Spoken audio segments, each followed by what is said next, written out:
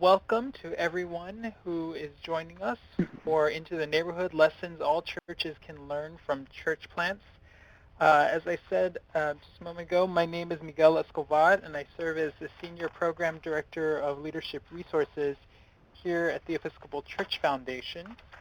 And we want to, first of all, thank all of you for taking time out of your busy weeks and busy schedules to attend tonight's event. As you can see from the chat box, we have people joining us from Western Michigan, Washington, D.C., Los Angeles, New Jersey, as well as a variety of other places. And I'm sure there will be people continuing to sign in these first 10 minutes of this webinar. Before we begin, I'm going to just go over just a few technical notes. Right now, not everyone is muted, but as people sign in, occasionally there will be enough interference, and we will need to mute participants. So if you get a message that you've been muted, know that it's because it's in order to cut out background. For example, let's see. All right, Brendan seems to have been able to handle that. But that's a good example of audio interference, which we will use mute occasionally to take care of. If you have any sort of questions as we go along the way, please feel free to type them into the chat box, which is on the lower right-hand side of the screen. This webinar is being recorded and will be made public on the ECF Vital Practices website. Secondly, or rather lastly, PDFs of the slides and the slides are downloadable now. If you go on the left-hand side of the screen, second box down called Files, you can click on the slides for this presentation and download them for yourself. Okay. Finally, I just want to say a few words about the Episcopal Church Foundation. The Episcopal Church Foundation is an independent, lay-led organization whose mission is to build the leadership and financial capabilities of Episcopal congregations, dioceses, and other institutions in the church. If you haven't already, I would encourage you to check out our website at www.episcopalfoundation.org and our online publication, ECF Vital Practices, at www.ecfvp.org. That's ECF Vestry Papers, VP as in Vestry Papers, .org online. We provide a variety of leadership and financial services, but one of the most important things that we do is what we are doing right now, which is we provide online workshops on a wide variety of, You have been. Your microphone has been turned on. Great. So what we do is we provide webinars like this on a variety of leadership and financial challenges. And just again, thank you for attending tonight's conference, and we look forward to a really robust conversation. So with that, I would like to turn it over to our presenter, Susan Snook. If you could just introduce yourself and begin the webinar. Thank you. So I am the Reverend Susan Brown Snook. I'm in Scottsdale, Arizona. I, with a team of lay leaders, planted the Episcopal Church of the Nativity in 2006, and I'm now the rector of Church of the Nativity. We've grown fairly rapidly. We're a small program-sized church. We have our own building and so forth. And I'm passionate about the ministry of church planting. I think it's hugely important to the future of the church. And I also think it's something that all churches can learn from, as I'll say a little bit more about in a minute. Just a couple of other things about me. I serve on the Executive Council of the Episcopal Church. I also have written a book. You can see the cover there on your slide. It's called God Gave the Growth, Planting in the Episcopal Church. It's being published through Church Publishing, and it will be available in June. So I'm looking forward to seeing it myself. So let's begin with a prayer. The Lord be with you. Let us pray. O God of unchangeable power and eternal light, look favorably on your whole church, that wonderful and sacred mystery. By the effectual working of your providence, carry out in tranquility the plan of salvation. Let the whole world see and know that things which were cast down are being raised up, and things which had grown old are being made new, and that all things are being brought to their perfection by him through whom all things were made, your Son, Jesus Christ, our Lord, who lives and reigns with you in the unity of the Holy Spirit, one God, forever and ever. Amen. So this is a webinar about what I believe that all churches can learn from church plants. And to introduce this, I want to say, first of all, in the church we're becoming more and more aware of the fact that mission is not something that churches really do. Mission is something that God has and that churches join in. So the graphic there, I hope, is clear that the mission is God's. The mission comes from God sending Jesus into the world. And the church is simply in existence to join Jesus in that mission to the world. So it's more correct to say that God's mission has a church than that God's church has a mission. So, as the Blues Brothers say, we're on a mission from God. Daryl Guter wrote, "We have come to see that mission is not merely an activity of the church. Rather, mission is the result of God's initiative, rooted in God's purposes to restore and heal creation. Mission means sending, and it's the central biblical theme describing the purposes of God's action in history." So, why in particular should we learn from church plants? This is a quote from a book by Craig Van Gelder and Dwight Shiley. They say, "The process of planting a new church is inherently missiological and open-ended. Leaders of new congregations must ask the key missional questions of identity and purpose that existing congregations often take for granted.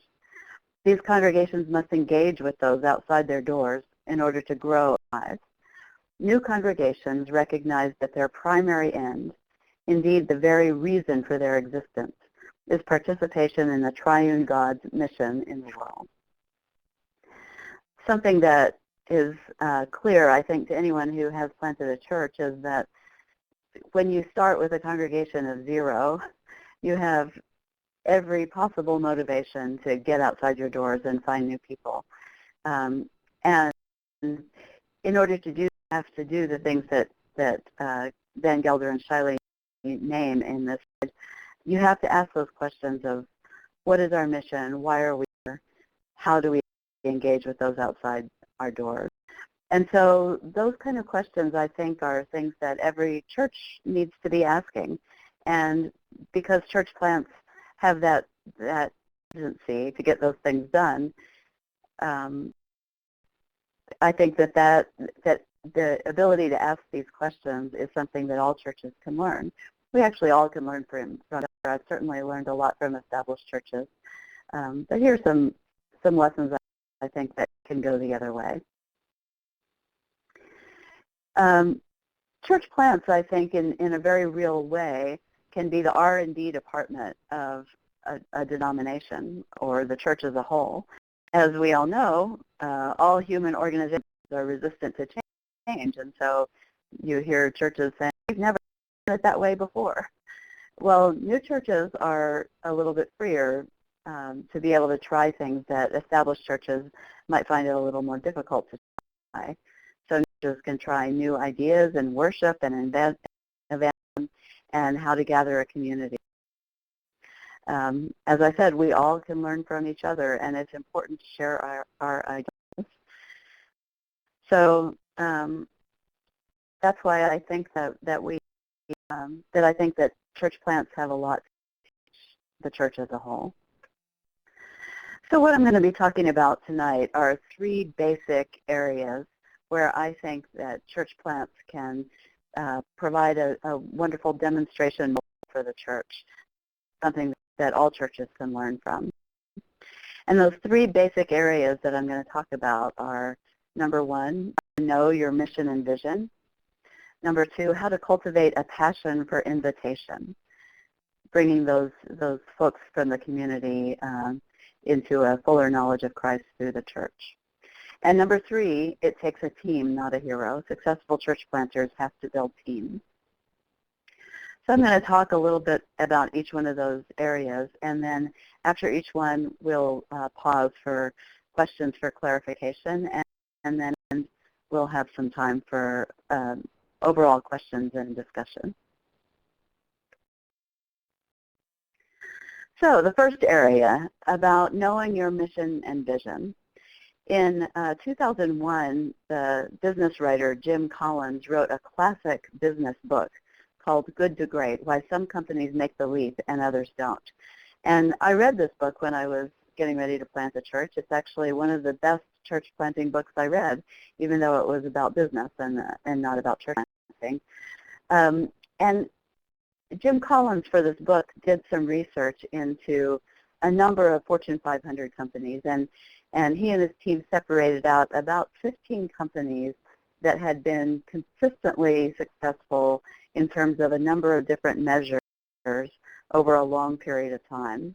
And then they researched those 15 companies, and they determined what set them apart from other companies.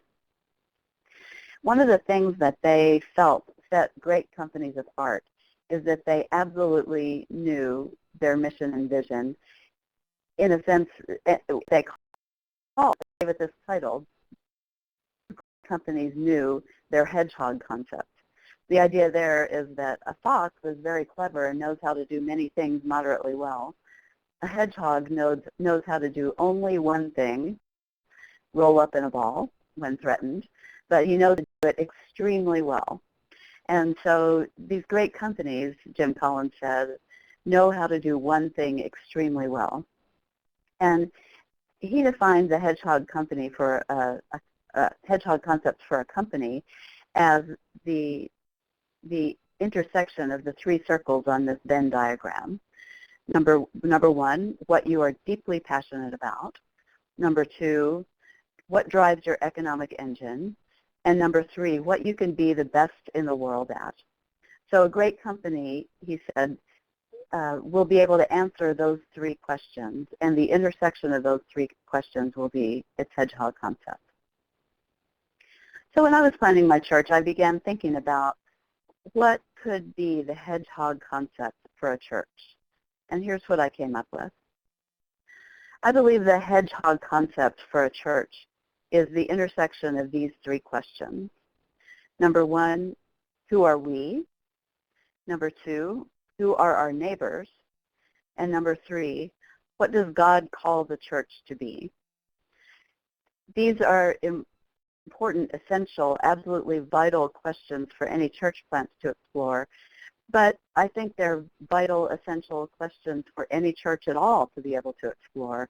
In fact, my church that's now 8 years old is just now undergoing a whole new process of exploring all these questions once more.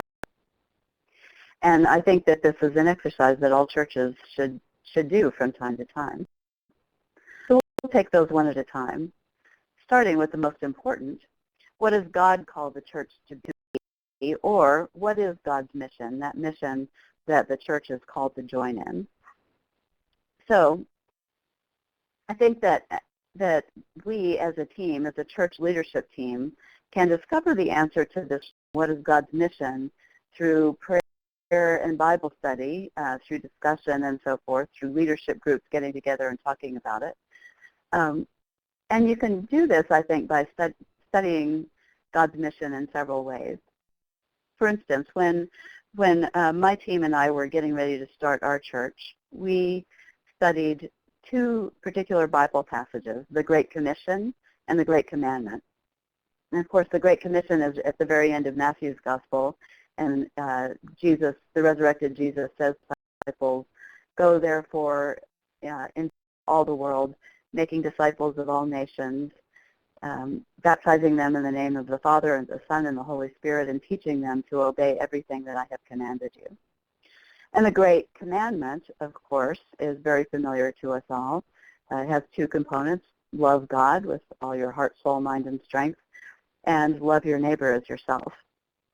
So as we on my church planting team began to study those two Bible passages, we discerned from them 5 particular activities that we felt that God was calling the church to do in order to join in God's mission. And those were evangelism, go therefore into all the world, making disciples, worship, loving God, teaching people to obey what Jesus has commanded, fellowship, loving each other, and service, loving our neighbors. You can probably discern similar things from the baptismal covenant, for instance. That's why you could go about discerning God for the church. Another way you could do it is by reading this classic passage from the book of Acts, which is on the next slide. So those who welcomed his message were baptized, and that day about 3,000 persons were added. They devoted themselves to the apostles' teaching and fellowship, the breaking of bread, and the prayers. Awe came upon them because many wonders and signs were being done by the apostles. All who believed were together and had all things in common. They would sell their possessions and goods and distribute the proceeds to all as any had need. Day by day, as they spent much time together in the temple, they broke bread at home and ate their food with glad and generous hearts, praising God and having the goodwill of all the people. And day by day, the Lord added to their number those who were being saved. This is for Luke, the author of the book of Acts, a picture of the ideal church. And in a very real way, this passage points us to what activities the church should be doing in order to join in God's mission. And I think, again, this passage, same activities that we discerned from the Great Command and the Commandment and the Great Commission, which are these core values: evangelism, worship, teaching, fellowship, and service. I believe that God's mission for the church includes all these elements. Some congregations emphasize some of these over others. Many of us have difficulty with some of these areas. In many cases, it's much easier to focus on the internal values of worship, teaching, and fellowship, and less on the external values of evangelism and service. And yet I think that these core values need to be at the heart of the mission of every church, because the Bible tells us that these are absolutely essential to God's mission. So I think that we can explore those things through prayer, Bible study, and discussion. And that may be difficult, or it may be easy for some congregations to do. But the other two questions are also in varying degrees, easy and difficult. So let's look at the second question. Who are we? So one would think that this would be an easy question to answer, who we are. But I think it's important for us to know what it is that we have to offer to the world. You know, down the street from my church is a mega church that worships in a very different style than we do, and they obviously have a lot to offer the community. But what is it that we particularly have to offer the community? We have our Episcopal Anglican tradition, our liturgical tradition, our musical tradition, and so forth. We have this congregation in this location, its history, its strengths, the things that are particularly notable about this congregation. And then we have the people that are gathered in this room or this leadership group. What people do we have that are able to offer something distinct to the world? I think that in order to explore these questions, you can do this in a number of ways. And so, for instance, my church is getting ready to undertake an exploration of these questions. This question, who are we? By doing some things like, for instance, a survey of the congregation to ask them things like, what drew you to this congregation? What three adjectives would you use to describe this congregation? We're trying to get at the heart of what is distinct about our church compared to others. We are getting ready to do a what you might call a performance audit of our ministries, analyze what ministries we have, what how many people are involved in each, what each one accomplishes, and so try to get an overall picture of what it is that our church deems to be important. We'll be doing the same thing through a budget analysis. We'll be looking at percentages of our budget we spend on various things to determine what things seem to be the most important to us. You know, it's often said you determine your priorities by looking at your checkbook. Doing a timeline of the somewhat short history of our congregation, but we want to understand what key events in our past have made us who we are. And we'll be working with the leadership group to put all that information together and discern what in particular is essential that our congregation has to share with the world. Third question that we can ask to come up with the church's head is this central question of who are our neighbors. Every church, I believe, needs to be very much engaged in its neighborhood through service, through simply getting to know the people of the neighborhood. That's how we make a difference in our communities. So in order to answer this question, who are our neighbors, we can look at this question through a number of different lenses.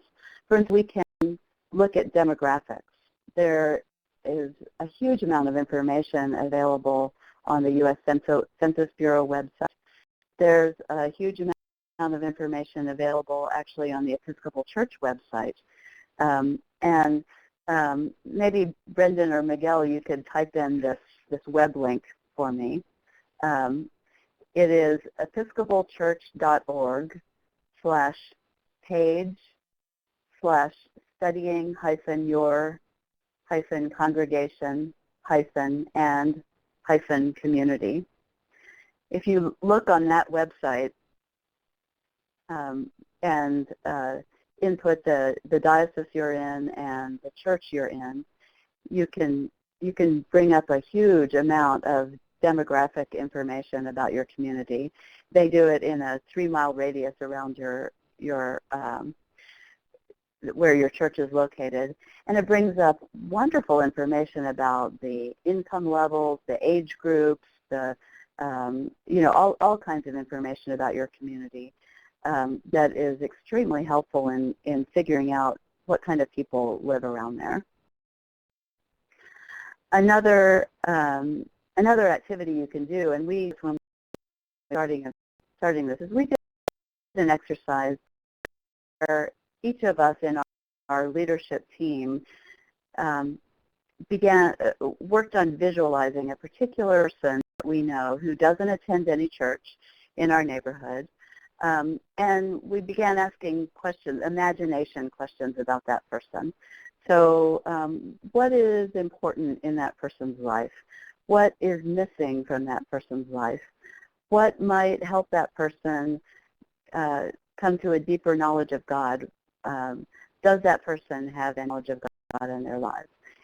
And then imagination questions. But you can begin to imagine the different people in your neighborhood. If each person, does this exercise with one person, you begin to see types of people represented in the room. And you can discuss this imaginary person that you don't name. You don't want to share anything personal about people, but you can discuss this one that you know and try to imagine what they're all about, and then begin praying the people you've learned about. This is an imagination exercise. You can do prayer walks or discernment drives. Of course, you know your neighborhood. You drive through it or walk through it every day. But if you do a prayer or discernment walk or drive, you're doing it with a different set of questions. So let's say you take a walk from the front door of your church and you begin walking around your neighborhood. The idea is to do this with a small group of people, 3 or 4 people. You walk around and you simply notice what you see in a way that you wouldn't normally notice. So you might walk by the local school at pickup time and you notice, are most kids getting on the bus? Are they walking? Are they being picked up by parents? Are they going to daycare in buses? Or are the parents relating to each other? What ethnic groups seem to be represented there, and so forth. And each time you notice a particular thing, let's say you notice a restaurant that closed and now the storefront is boarded up or something, you stop and you wonder about the people who were in that situation, and you say a prayer about what you have observed. So a prayer walk is a slow process. You walk around the neighborhood, notice things, and pray, and then you come back and discuss them with your leadership group. Discernment drive is the same thing. It's just if you happen to have a larger neighborhood, you drive around it and you notice what's there. You pray about it either then or later if you're driving.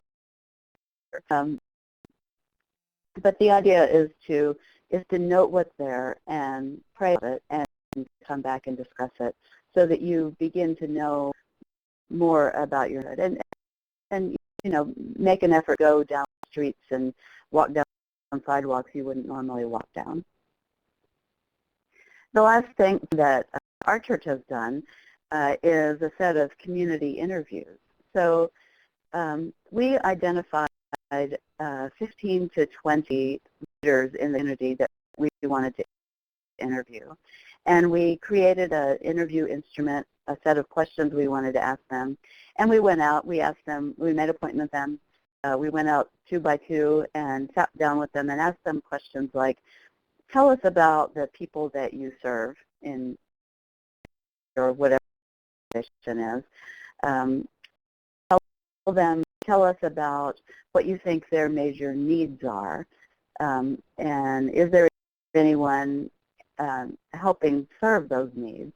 What is it that the church or organization could do to serve the people in this neighborhood? We had business leaders, school principals, community association representatives, police officers, and so forth. And we did that interview process and learned quite a bit about our community, including a couple of projects that we think we can take on, for instance, an after-school project, and possibly a way of providing a grief support group for people in the neighborhood. So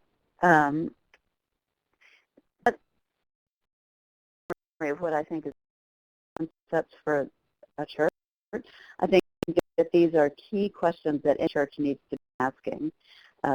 Who are we? Who are our neighbors? And what does God call the church to?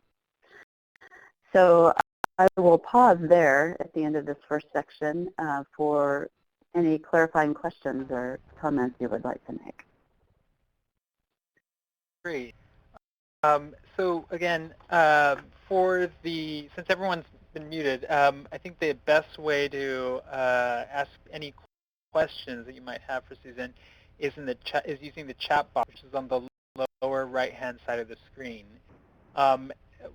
Anna Olson had one comment. I was just offering another website, healthycity.org, which offers just additional information about your community. Thank you. Any other questions about any clarification questions or sharing of experience as well?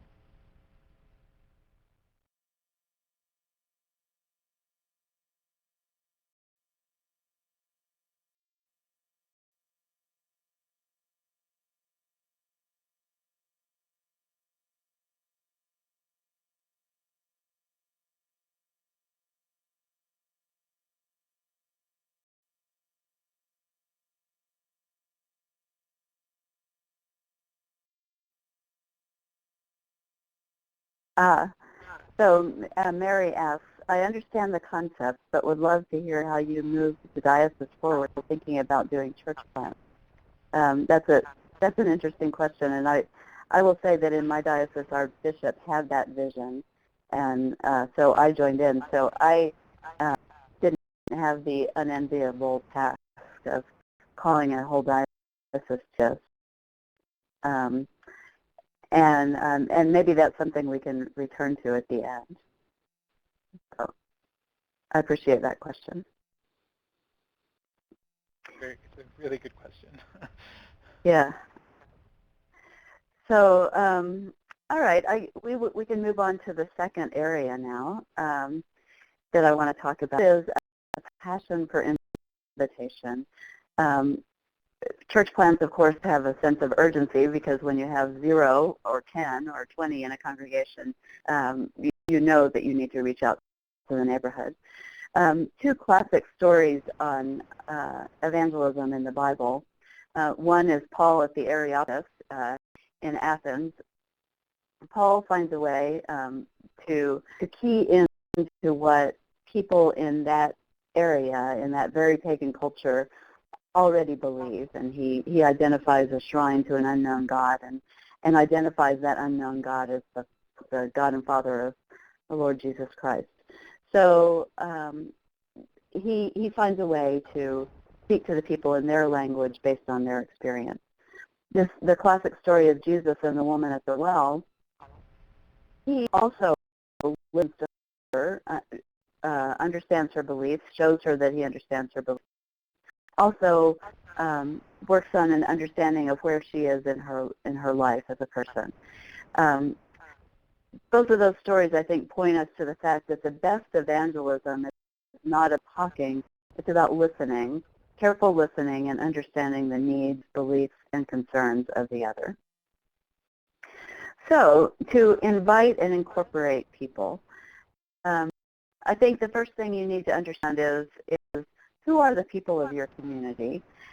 These are the kind of questions that you might be trying to get answered when you do community interviews or prayer and discernment walks.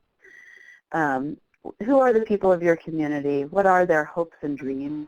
What keeps them awake at night? In what ways are they in searching, hoping for more? How might they best come to feel and understand the presence of God in their lives? What does God want to say to them? How is God already working with them and inviting your church to join in? So again, God's mission has a church. God is already there working with the people. And how can we plug into what God is doing in the community? Those are the questions that some of the questions you'll be addressing through answering the question, who are our neighbors? And for the process of invitation, these are very important questions to be asking as well. One of the things that I think is very important to be able to do, and that church plants have to learn how to be able to do well, is to train the members of the church, not just clergy. It's not a clergy job particularly, it's the job of the whole church, for evangelism and invitation. So that means inviting the members of the church plant into a process of discovery about their neighbors through what we've been taught about, intentional interviews, listening rather than proselytizing. Gives people tools, invitation For instance, you can create church business cards that have location information, service time information, and so forth, and give them out to all the people of the church, so that when they're at a restaurant with a friend talking, or on the golf course, or whatever it is they do, when the subject of the church comes up, they can hand over a business card and invite them.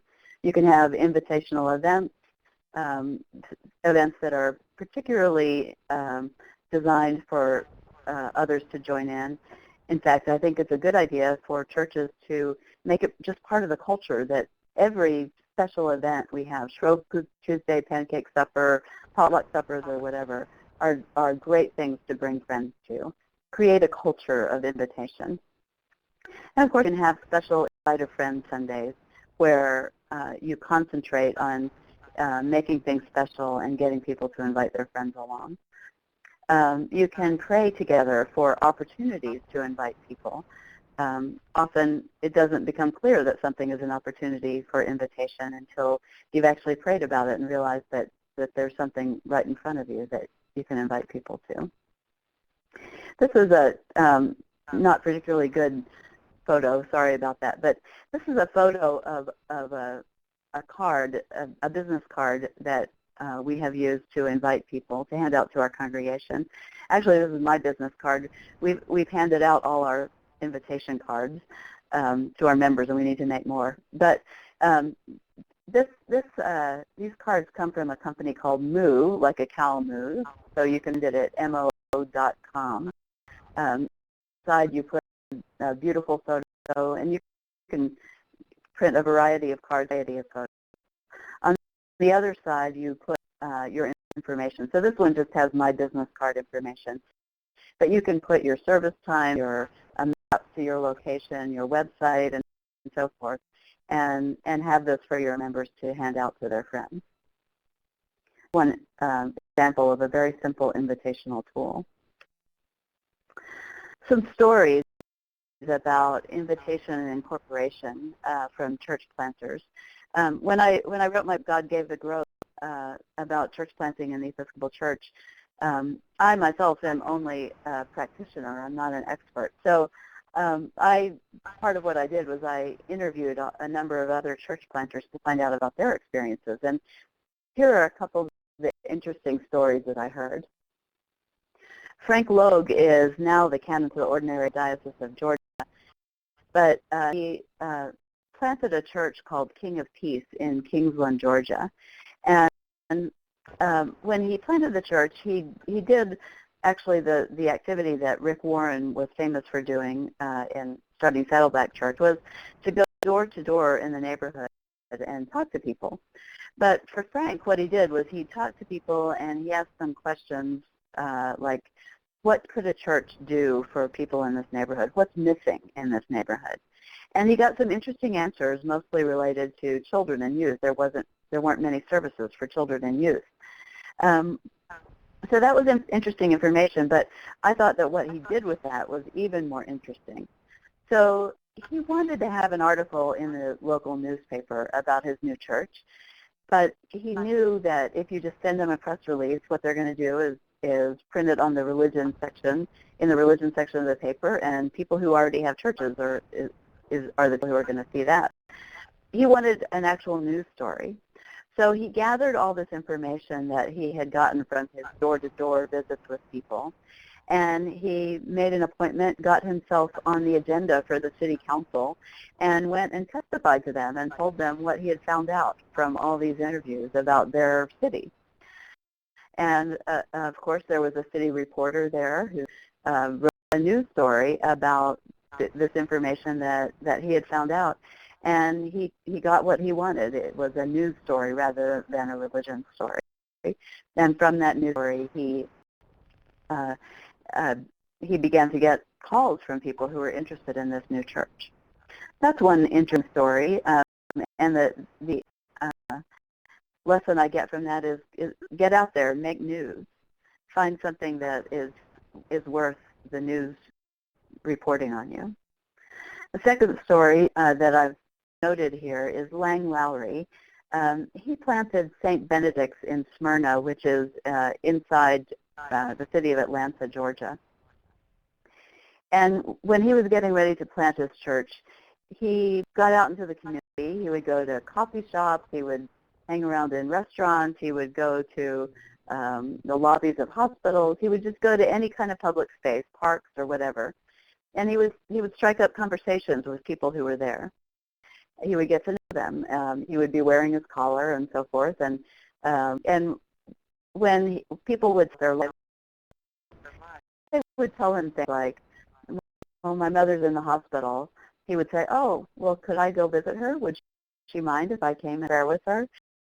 Or if they said, "I'm going to get married. I've just got engaged," he would say, "Well, do you need somebody to do the ceremony? I'll do the ceremony for you." He called himself an ambulance chaser Christ. He got out into the community. He got to know people. He got to know what their needs were. He offered himself as someone who could help with those needs. And slowly he began making pastoral contacts with these folks and making connections with them for his congregation.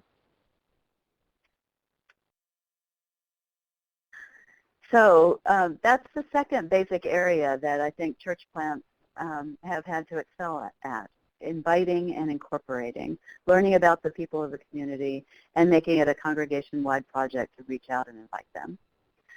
So I'll pause again for questions, comments, if anyone would like to share them.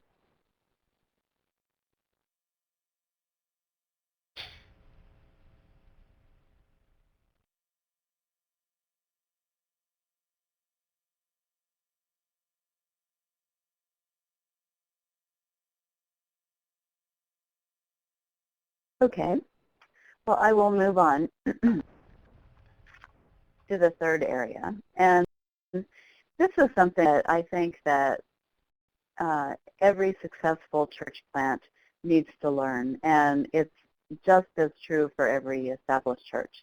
And that is, it takes a team, not a hero.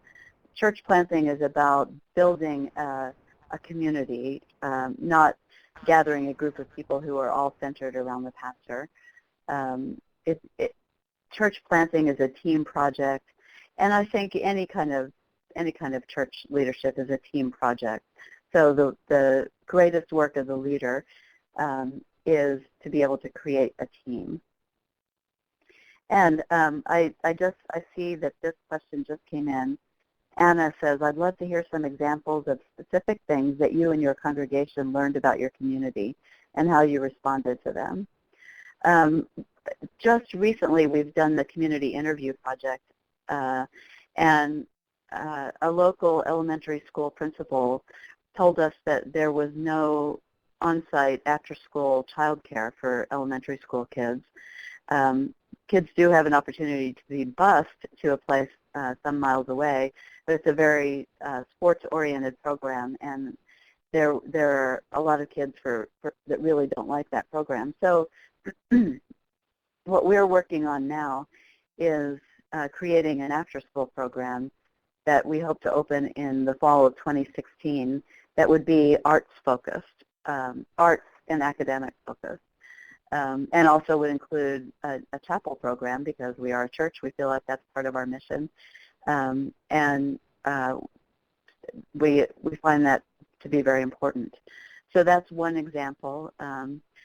We also learned that although there are some financial needs in the area, but there are some other somewhat hidden needs. There's an issue with addiction among both youth and adults in our area.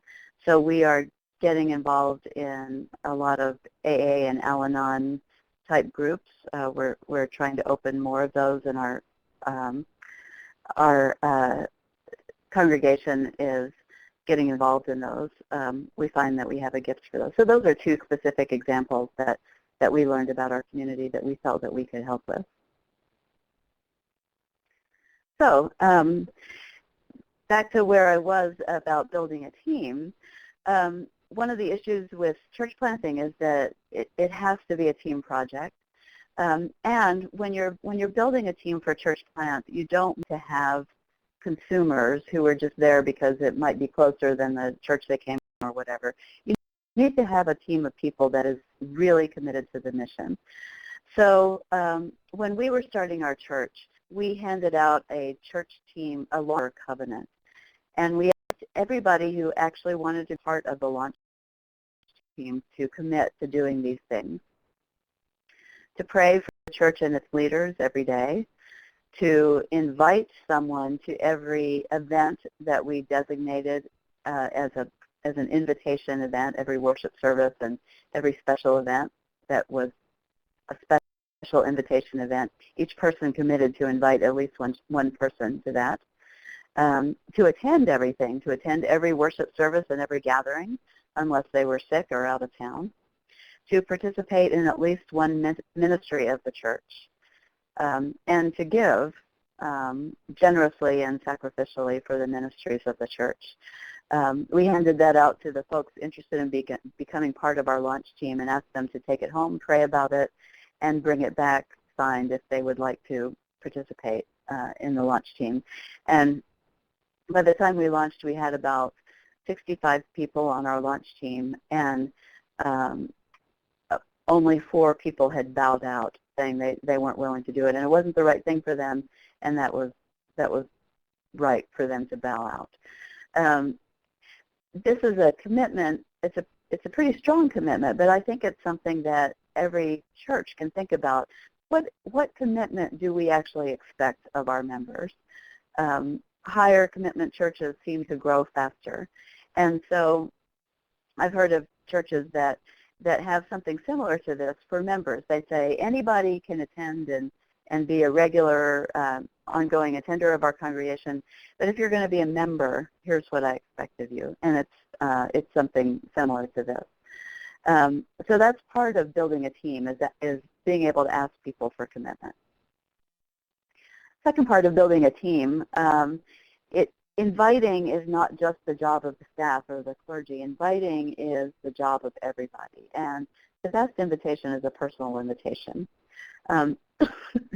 Inviting is not the same as marketing. Marketing is putting information out there about the church, but inviting is a personal thing. It's speaking to someone one-on-one. Inviting is the job of every Christian. And so in order to make, excuse me, make inviting possible, again, provide whatever paper needs, invitation cards, flyers, tickets, whatever it is. Help them think about their stories. What about this church is important to them? You can do an exercise with people, pair them off and have each one tell the other what is the most important thing that they love about their church, and then listen to the other person's story. It's not that the listening to the story is so important. It's actually being able to vocalize what's important about your church. When people can express for themselves what's important about the church, then they have something to share with other people.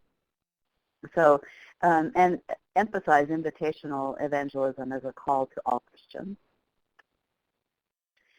In training members for evangelism and invitation, this is what I just said. Invite them to share with each other first what the church means to them, why this church is important to them, how this church has transformed their lives, what's different about them now that they've been a part of this group, this organization, this wonderful community of Christ. One thing that you can do is study books together, and this is one that I can recommend. Martha Grace Reese wrote this. She wrote a whole series, Unbinding the Gospel, which is very much keyed to evangelism in mainline denominations where we find evangelism so difficult. We studied this book in a Lent study one year, and it's interesting. You can do it chapter by chapter. At the end of every chapter, she has exercises that you do. And one of the exercises that we found to be transformational was it asked each person to go out and interview 1 or 2 people they know that don't attend a church. Simply ask them, have they experienced God in their lives? Have they ever prayed?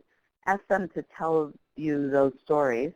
The interesting thing we found was that every single person who was interviewed, they were all unchurched, and yet they all had a story of where God was in their lives, and they all were eager to talk about that story. When you experience something like that, you become much less shy about talking to people about those things that they really do want to talk about.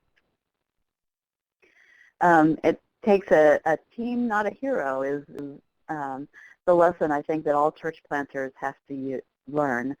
A church is not a bicycle wheel centered around the person of the pastor. It is actually a network of connections. And so what one does in a church is build a community that is all connected to each other. And each connection along that network has an important job to do in doing the work of the mission of God through the church. So I will pause there again for questions in this section.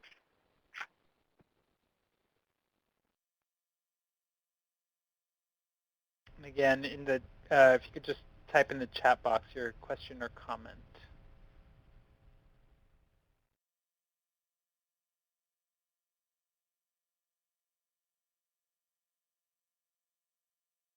Also, a slight delay. Yeah, we'll just wait for a little while. Gives me a chance to have a drink of water. Yeah.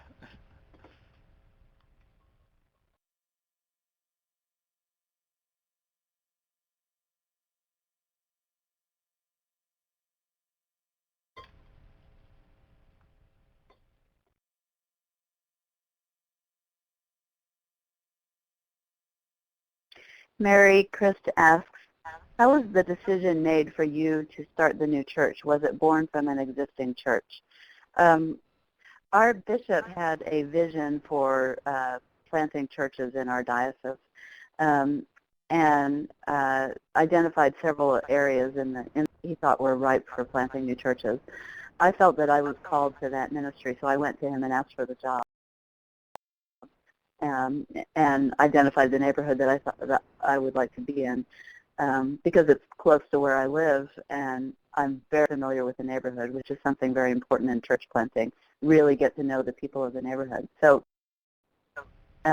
he hired me to do that. We started with a team of about 10 or 12 Episcopalians in the area who were interested in being part of this team, and it grew from there. So they started inviting their unchurched friends and so forth. So it grew from there. And the next question I have here, let's see, I'm not sure how to move this. Oh, okay. Sorry.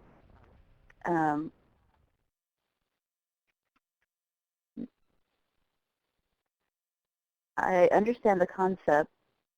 Oh, I'm sorry, I'm in the wrong spot here. I'm intrigued by the covenant idea. I'm interested to hear from other people who are trying to find lessons for revitalizing existing congregations. Have you found members willing to take on new commitments in order to grow the church? So I think that's a question for the whole group.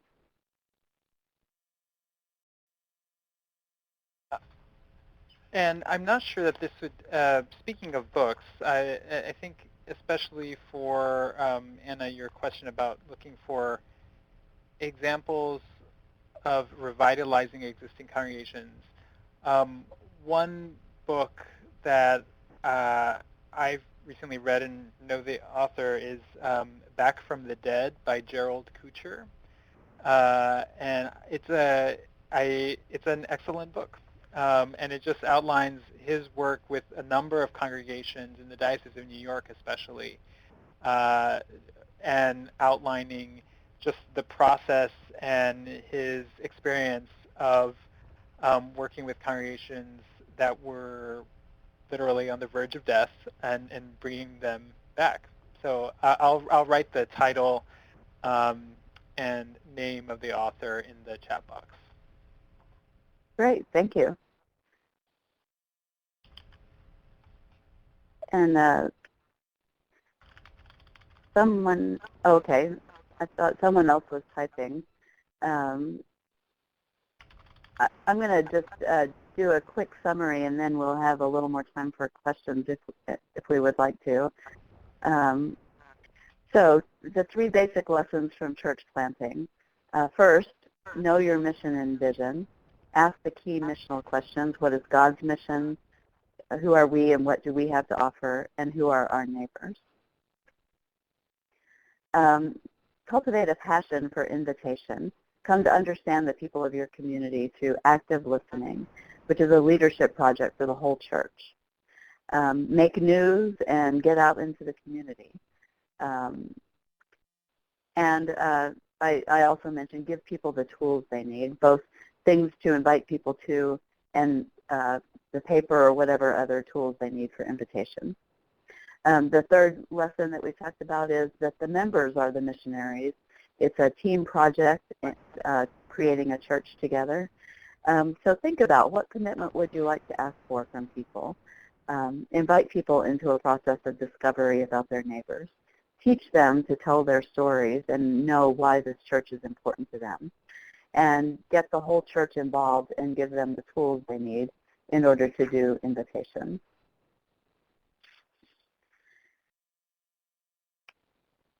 So, questions and discussion. Somebody had asked about how our diocese got involved in the process of church planting.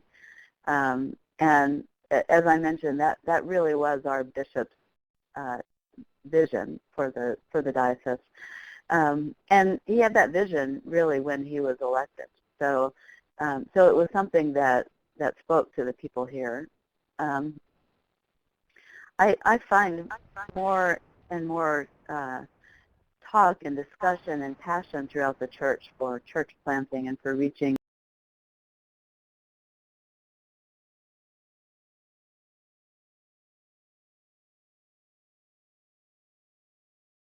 be developed through talking, writing, listening to other people's experience, sharing stories, and so forth. And if anybody else has insights to add as to how to develop that passion, please do add them.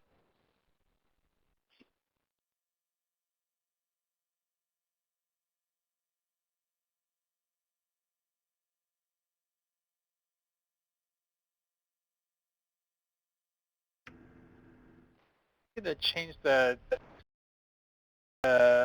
slides, and in the last few minutes, invite anyone who wants to turn on their camera to also join in the conversation.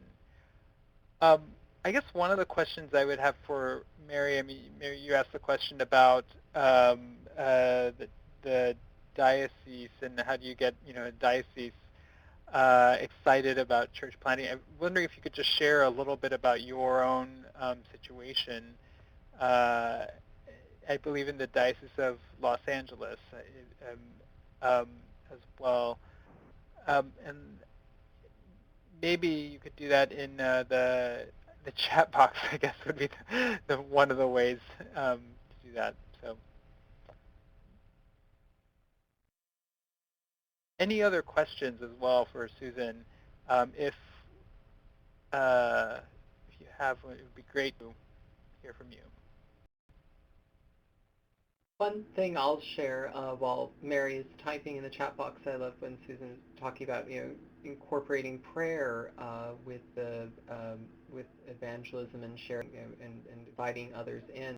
There's a parish that has been through a very long revitalization process. I'm familiar with that. In their prayers of the people every Sunday, and at any service actually that they held where there was their corporate worship. They would pray those who had yet to enter their church, enter their doors, which I thought was a really beautiful, and that was something that's really, I think, they've come to really own, that they really care about that, and they think about that, and that's something that they've kept as part of their prayers all these years. This is from this process started in the early 90s when they were on the brink, so to speak, and that's been owned so much that even in 2015, that's still what they pray for to this day. That's wonderful, and I think one thing that churches often don't recognize is that it's exist to serve the people who aren't there yet and the people in the communities. And that's an orientation that church plants have to have, but I think that every church needs to have and needs to always remember that they're doing things not just for the people who are here already, but for others. Mary types, we have some innovative ministries in our diocese. There's not really an emphasis on planting new churches. There seems to be more concern about protecting existing churches. That is certainly true all over. Even in our diocese where our bishop had the vision for church planting, established churches often don't have that vision, and it's something that needs to be cultivated. And you know, I think what's clear in many places is that there are, yes, okay, so there are not a predetermined limited number of Episcopalians in the world. There are lots of people out there who have not been reached by a church, which means there's lots of room for new churches to do new things and reach people in new ways. And I think the more we can emphasize that over and over, that, you know, it's not that God has granted, you know, a certain zero-sum number of Episcopalians to the world. We have a mission to do, and that mission is outside our doors.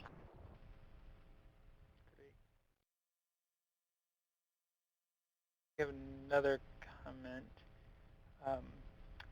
Well, let me move back here because it's 8 o'clock and I want to note time, and just conclude. Yes. Contact information. You're welcome to email me or give me a call on my cell phone, and then this is the information about my book that's coming out in should be in early June. And again, I'm sorry.